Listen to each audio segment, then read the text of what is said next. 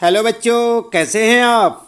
बच्चों, आज हम पढ़ेंगे कक्षा 7 विज्ञान यानी साइंस का चैप्टर 6 भौतिक एवं रासायनिक परिवर्तन। हम आपको बताएंगे बच्चों इस पाठ से संबंधित प्रश्नों के उत्तर। तो चलिए शुरू करते हैं। सबसे पहला प्रश्न है आपके लिए यहाँ पर, निम्नलिखित प्रक्रमों के अंतर्गत होने वाले परिवर्तनों को भौतिक अथवा रासायनिक परिवर्तन के रूप में वर्गीकृत कीजिए। समझ रहे हैं आप प्रश्न को। जो यहाँ पर प्रक्रम दे रखे हैं क ख ग घ, इनको आपने अलग अलग करना है भौतिक और रासायनिक परिवर्तनों के रूप में।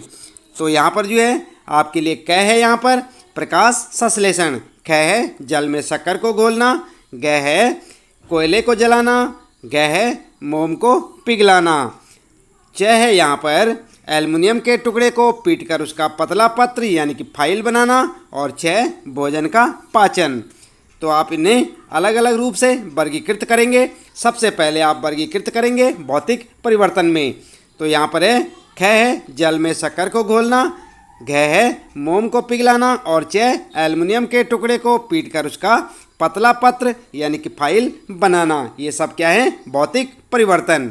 ठीक है, उत्तर में आप इस प्रकार से लिखेंगे। और फिर लिखेंगे रासायनिक परिवर्तन कौन कौन से। तो यहाँ पर क है प्रकाश संश्लेषण, ग है कोयले को जलाना, और छ भोजन का पाचन। ये सब क्या है? रासायनिक परिवर्तन। समझ गए ना आप। ये आपका यहाँ पर जो है पहला प्रश्न है बच्चों, ध्यानपूर्वक देखें। ये पहला प्रश्न है आपका और उसका उत्तर आप यहाँ से लिख सकते हैं। दो रूपों में लिखेंगे, भौतिक परिवर्तन और रासायनिक परिवर्तन। अगला है बच्चों दूसरा प्रश्न आपके लिए, बताइए कि निम्नलिखित कथन सत्य हैं अथवा असत्य। यदि कथन असत्य हो तो अपनी अभ्यास पुस्तिका में उसे सही करके लिखिए। आई बात समझ में। और यहाँ पर जो है कह है आपके लिए, लकड़ी के लट्ठे को टुकड़ों में काटना एक रासायनिक परिवर्तन है। क्या ये सत्य है या असत्य है, आपको बताना है। ख है पत्तियों से खाद का बनना एक भौतिक परिवर्तन है। क्या सत्य है या असत्य, ये आपको बताना है। अभी हम आपको उत्तर बताएंगे। आप लगातार देखते रहें वीडियो और जुड़े रहें हमारे साथ। ग है जस्ते यानी जिंक लेपित लोहे के पाइपों में आसानी से जंग नहीं लगती है। क्या ये सत्य है या असत्य। और घ है आपका लोहा और जंग एक ही पदार्थ हैं, सत्य है या असत्य है। च है भाप का संघनन रासायनिक परिवर्तन नहीं है, सत्य या असत्य। तो उत्तर में आप इस प्रकार से लिखेंगे। उत्तर लिखेंगे सबसे पहले क का, लकड़ी के लट्ठे को टुकड़ों में काटना एक रासायनिक परिवर्तन है, और ये क्या है? असत्य। इसमें क्या लिखेंगे आप? असत्य लिखेंगे। उसके बाद ख है पत्तियों से खाद का बनना एक भौतिक परिवर्तन है, ये भी है असत्य। ठीक है, इसे भी आप असत्य लिखेंगे। और ग है जस्ते यानी जिंक लेपित लोहे के पाइपों में आसानी से जंग नहीं लगती है, तो ये क्या है? सत्य है। ठीक है, इसी प्रकार से घ वाला है लोहा और जंग एक ही पदार्थ हैं, तो ये क्या है? असत्य। यहाँ पर क्या लिखेंगे आप? असत्य। इसी प्रकार च है आगे, भाप का संघनन रासायनिक परिवर्तन नहीं है, तो ये क्या है? सत्य है। ठीक है, तो इस प्रकार से आप अपने इन प्रश्नों के उत्तर लिख सकते हैं। सत्य असत्य आपको बताना है बच्चों। और ये दूसरा प्रश्न है आपका, आप देख सकते हैं प्रश्न को, और इसके उत्तर आप ठीक इस प्रकार से लिखें जैसे यहाँ पर आपको बताए जा रहे हैं। इसके बाद बच्चों तीसरा प्रश्न है आपका, निम्नलिखित कथनों में रिक्त स्थानों को भरिए। और यहाँ पर कुछ कथन दे रखे हैं और उनके यहाँ पर जो है ये रिक्त स्थान है आपके लिए, इनको आपने भरना है। तो क वाला है आपके लिए, जब कार्बन डाइऑक्साइड को चूने के पानी में प्रभावित किया जाता है तो यह, और यहाँ पर आपको भरना है, के बनने के कारण दूधिया हो जाता है। और ख है खाने के सोडे का रासायनिक नाम, यहाँ पर आपको लिखना है, क्या है वो आपको लिखना है। और ग है बच्चों ऐसी दो विधियाँ जिनके द्वारा लोहे को जंग लगने से बचाया जा सकता है, तो उन विधियों के नाम यहाँ पर आपको भरने, हम आपको अभी यहाँ पर बताने वाले हैं। और घ है बच्चों ऐसे परिवर्तन भौतिक परिवर्तन कहलाते हैं जिनमें किसी पदार्थ के केवल गुणों में परिवर्तन होता है, तो यहाँ पर आपको लिखना है। और अगला है यहाँ पर च वाला आपके लिए, ऐसे परिवर्तन जिनमें नए पदार्थ बनते हैं परिवर्तन कहलाते हैं। क्या परिवर्तन कहलाते हैं, यहाँ पर आपको लिखना है। तो क्या लिखेंगे आप? उत्तर आप ठीक इस प्रकार से लिखें बच्चों, ध्यानपूर्वक लिखें, याद भी करें। क्या लिखेंगे आप? जब कार्बन डाइऑक्साइड को चूने के पानी में प्रभावित किया जाता है तो यह क्या बनाता है? कैल्शियम कार्बोनेट बनने के कारण दूधिया हो जाता है। किसके कारण होता है? Calcium carbonate. तो यहाँ पर आप क्या लिखेंगे? कै वाले के रिक्त स्थान में आप लिखेंगे कैल्शियम कार्बोनेट। इसके बाद ख वाला आप देखेंगे खाने के सोडे का रासायनिक नाम क्या है? सोडियम बाइकार्बोनेट या सोडियम हाइड्रोजन बाइकार्बोनेट NaHCO3 है। ठीक है, तो इस प्रकार से आप लिखेंगे। जो अंडरलाइन कर रखा है ये आप रिक्त स्थान में लिखेंगे। क्या लिखेंगे? खाने के सोडे का रासायनिक नाम क्या है? सोडियम बाइकार्बोनेट या सोडियम हाइड्रोजन कार्बोनेट NaHCO3। ठीक है, तो इस प्रकार से आप भरे।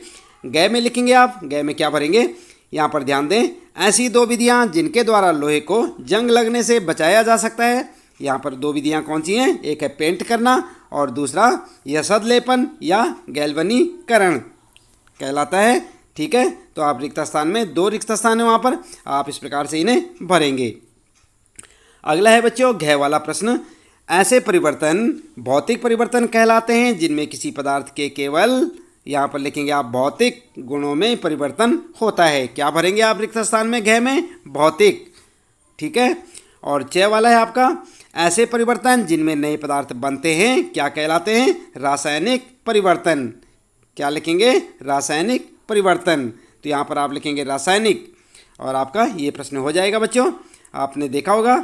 और इसके बाद जो है चौथा प्रश्न है आपका, जब नींबू के रस में खाने का सोडा मिलाया जाता है तो बुलबुले बनते हैं और गैस निकलती है। यह किस प्रकार का परिवर्तन है? समझाइए। तो यहाँ पर आप उत्तर लिखेंगे यह एक रासायनिक परिवर्तन है। उसके बाद लिखेंगे खाने का सोडा प्लस नींबू का रस और फिर लिखेंगे नमक प्लस कार्बन डाइऑक्साइड प्लस पानी। ठीक है, तो इस प्रकार से आप लिख सकते हैं। समझाने के लिए आप इस प्रकार से इसे लिखेंगे। जब अम्ल किसी कार्बोनेट के साथ क्रिया करता है तो नमक, कार्बन डाइऑक्साइड और पानी बनता है। क्या बनता है? नमक, कार्बन डाइऑक्साइड और पानी बनता है। अगला है बच्चों पांचवा प्रश्न आपका, जब कोई मोमबत्ती जलती है तो भौतिक और रासायनिक परिवर्तन दोनों होते हैं। इन परिवर्तनों की पहचान कीजिए। ऐसे ही किसी ज्ञात प्रक्रम का एक और उदाहरण दीजिए जिसमें भौतिक और रासायनिक परिवर्तन दोनों होते हैं। तो आप देख रहे हैं आप, ये पांचवा प्रश्न आपका। उत्तर में आप इस प्रकार से लिख सकते हैं बच्चों। पहला लिखेंगे भौतिक परिवर्तन, गर्म होने पर मोमबत्ती का मोम पिघल जाता है। यह एक भौतिक परिवर्तन है क्योंकि यह ठंडा होने पर फिर से ठोस मोम में बदल जाता है। आपने देखी होगी मोमबत्ती जिसको आप जलाते हैं, उसके बाद क्या होता है? जो मोम जो है नीचे को गिरता है वो ठंडा होने के बाद फिर से जम जाता है, ठोस बन जाता है ना। और इसी प्रकार से आगे लिखेंगे आप रासायनिक परिवर्तन में लौ के पास का मोम जलता है और कार्बन डाइऑक्साइड, कार्बन कालिक, जलवाष्प, गर्मी और प्रकाश जैसे नए पदार्थ देता है। भोजन पकाना एक और उदाहरण है जहां भौतिक और रासायनिक दोनों परिवर्तन होते हैं। तो इस प्रकार से आप लिख सकते हैं। आपका ये पांचवा प्रश्न है बच्चों और इसका उत्तर इसमें लिखेंगे आप भौतिक परिवर्तन और रासायनिक परिवर्तन, हेडिंग डालकर लिखें। छठा प्रश्न है बच्चों, आप यह कैसे दिखाएंगे कि दही का जमना एक रासायनिक परिवर्तन है? आपने अपने घरों में दही जमाते हुए अपनी मम्मी को देखा होगा, जमाते हैं ना घरों में दही। तो कैसे करके आप देखेंगे यहाँ पर कि आप यह कैसे दिखाएंगे कि दही का जमना एक रासायनिक परिवर्तन है। उत्तर में आप लिख सकते हैं, उत्तर ठीक आप इस प्रकार लिखें, दही का जमना एक रासायनिक परिवर्तन है क्योंकि इसमें एक नया पदार्थ क्या होता है? लैक्टिक अम्ल बनता है जो मूल पदार्थ वसा और प्रोटीन यानी दूध से स्वाद में भिन्न होता है। इसके अलावा परिवर्तन अपरिवर्तनीय है। दही को दूध में परिवर्तित नहीं किया जा सकता। ठीक है, कभी देखा आपने बच्चों? यहाँ पर क्या लिखा है? दही को दूध में परिवर्तित नहीं किया जा सकता। क्या आप कर सकते हैं? नहीं ना, दही को दूध में परिवर्तित नहीं कर सकते बल्कि दूध का दही बनता है, यानी दूध को आप दही में परिवर्तित कर सकते हैं।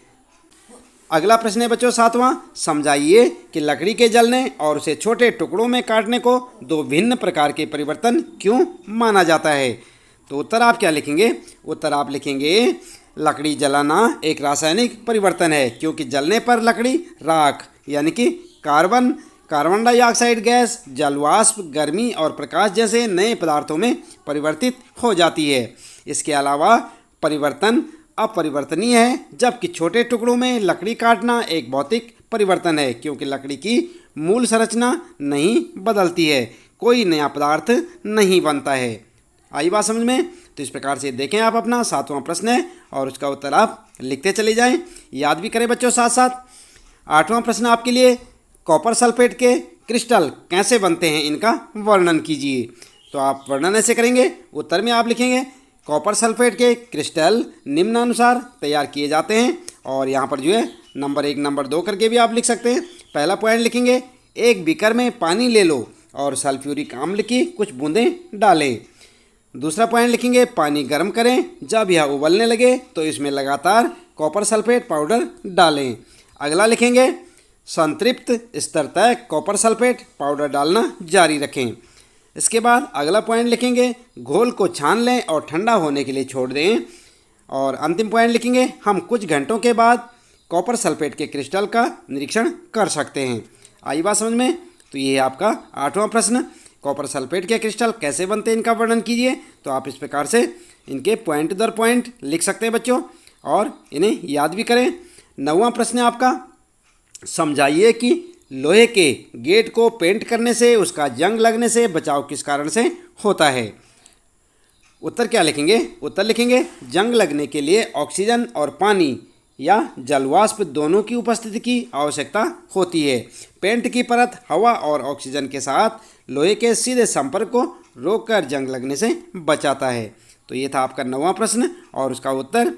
अगला है बच्चों 10वां प्रश्न आपके लिए, समझाइए कि रेगिस्तानी क्षेत्रों की अपेक्षा समुद्री तटीय क्षेत्रों में लोहे की वस्तुओं में जंग अधिक क्यों लगती है। और उत्तर लिखेंगे आप, जंग लगने के लिए ऑक्सीजन और नमी यानी कि जलवाष्प दोनों की उपस्थिति की आवश्यकता होती है। तटीय क्षेत्रों में रेगिस्तानी क्षेत्रों यानी कि कम आर्द्र क्षेत्रों की तुलना में हवा में नमी की मात्रा अधिक या अत्यधिक होती है, इसलिए तटीय क्षेत्रों में जंग अधिक लगती है। आई बात समझ में आपके? जंग लगने के लिए ऑक्सीजन और नमी यानी कि जलवाष्प दोनों की उपस्थिति की आवश्यकता होती है, जबकि क्या होता है तटीय क्षेत्रों में, रेगिस्तानी क्षेत्रों यानी कि जहाँ जो गर्म इलाके हैं, रेतीले इलाके हैं, कम आर्द्र की तुलना में हवा में नमी की मात्रा अधिक होती है, इसलिए तटीय क्षेत्रों में जंग अधिक लगती है।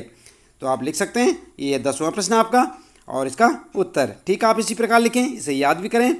11वां प्रश्न है बच्चों, हम रसोई में जिस गैस का उपयोग करते हैं वह द्रवित पेट्रोलियम गैस एलपीजी, आप जानते हैं ना रसोई गैस सिलेंडर में कौन सी गैस होती है?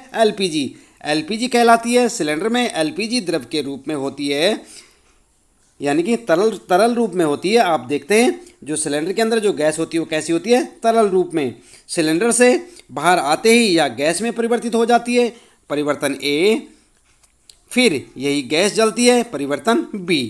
तो यहाँ पर जो है आपके लिए प्रश्न बनता है, निम्नलिखित कथन इन परिवर्तनों से संबंधित है, सही कथन का चयन कीजिए। तो यहाँ पर क्या है आपके लिए? प्रक्रम ए एक रासायनिक परिवर्तन है, ख है प्रक्रम बी एक रासायनिक परिवर्तन है, और ग है प्रक्रम ए और प्रक्रम बी दोनों ही रासायनिक परिवर्तन हैं। और अगला है यहाँ पर घ वाला, इनमें से कोई भी प्रक्रम रासायनिक परिवर्तन नहीं है। तो आप क्या लिखेंगे उत्तर बच्चों? उत्तर आप इस प्रकार से लिखें, उत्तर लिखेंगे ख वाला, प्रक्रम बी एक रासायनिक परिवर्तन है। तो आपका उत्तर हो जाएगा। आप ध्यानपूर्वक लिखें, पहले प्रश्न को समझे बच्चों कि ये प्रश्न हमें क्या कह रहा है, क्या पूछ रहा है, और उसके बाद ही इसका उत्तर लिखें।